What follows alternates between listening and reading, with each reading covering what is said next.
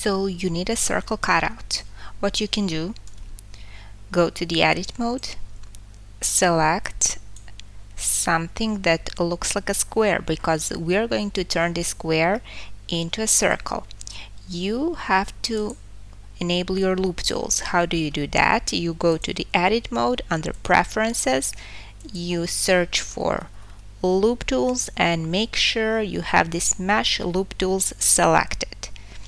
Then you're going to have this option. So right click, loop tools, circle. Now we can do I to inset it. Let's do extrude, E to extrude, I to inset it again.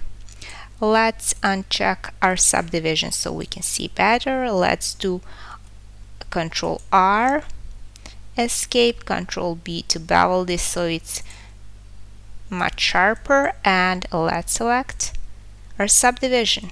But if you do this with a Boolean, what you can do? We're going to add mesh.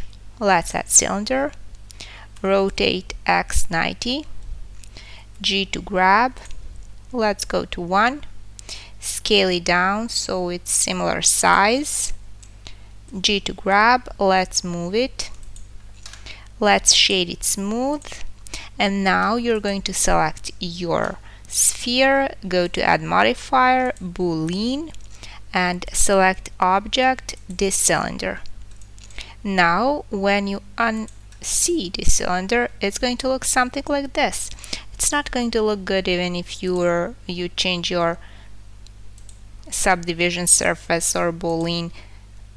You have to have much more vertices to work with this, but you have much better way. This is better because everything is a quad, and that's a great way to work with geometry the right way in Blender.